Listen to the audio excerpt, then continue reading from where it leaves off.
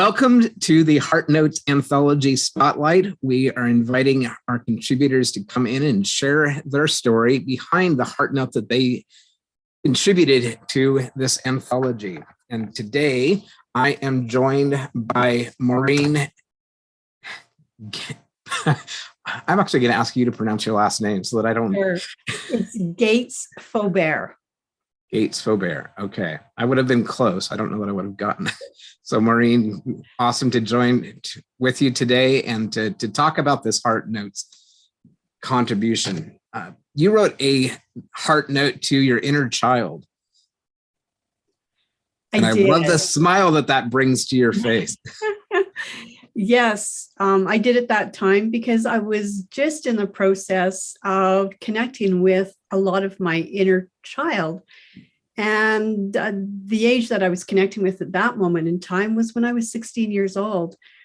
And what's interesting about that is I was taking a yoga class, and it was restorative yoga, because months before that, I had fractured my back by lifting up a bookshelf, which obviously was way too heavy for my bones. And I was doing this yoga, and all of a sudden I got this pain in the exact place that I had fractured my back.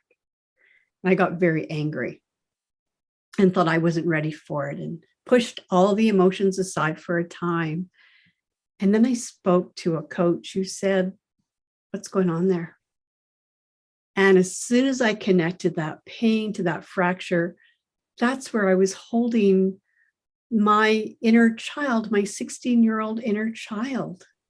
And I started to connect with her and write from her. And essentially what my inner child told me, that 16-year-old, because there's, many inner childs within us, many different stages and ages, is she said, "Nobody listens to me." Oh, that was just so real. And I heard what she said, because that's exactly emotions.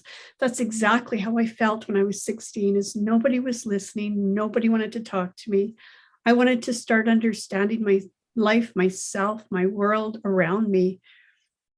And nobody wanted to hear or be part of that, or at least the people in my life at that time didn't. So I walked into the world very naive for a very long time. And I was still holding on to that anger and sadness and disappointment.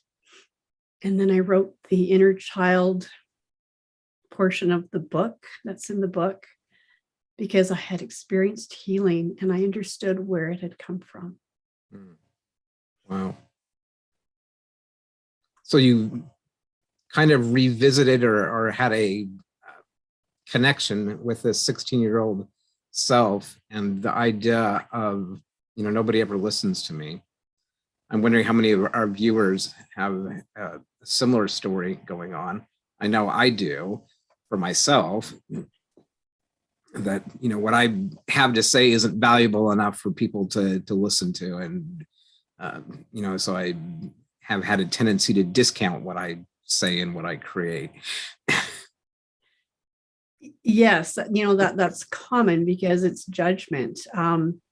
The most interesting part is that I carried that emotion for 50 some years in that part of my back. And my back had been sore for years and years and years. And until it screamed at me, till I injured my back to the point of fracturing it, I didn't pay attention.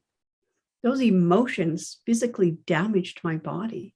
And it screamed at me. What a lesson, what a lesson. And it seems I have spent most of my life experiencing severe chronic acute pain.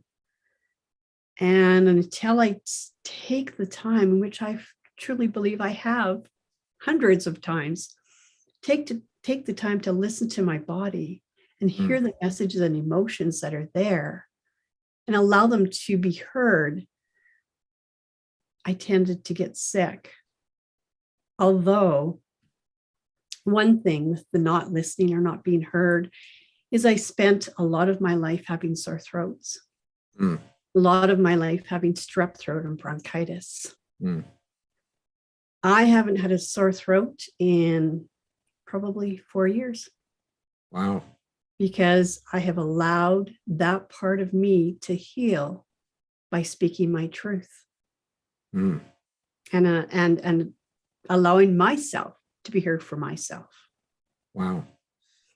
So there is healing when you listen and pay attention to those emotions. It happens. Absolutely. And we can, if we listen well enough and soon enough, then we can keep from fracturing our back, or in my case, getting whooping cough and severe depression. And Yes, I believe that, Steve. I believe that as we continue and even teach others, our children, grandchildren, school children, graded children, the grades, teach them how to understand their own emotions, connect with their bodies, teach them young.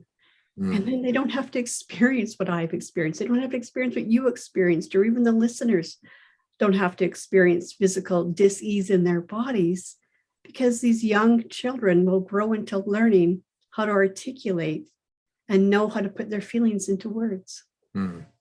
Yes.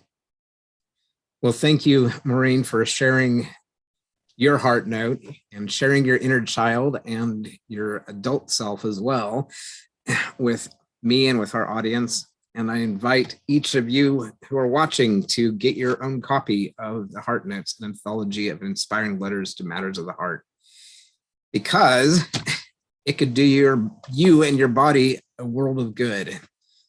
And at the end of the book, you'll have an opportunity to write your own heart note to whatever that you may be called to write to. So thank you, Steve. I appreciate the opportunity to share. Absolutely, my pleasure. And thank you for contributing both to the book, to the summits that you've contributed to, and being part of this Heart Note community. My pleasure.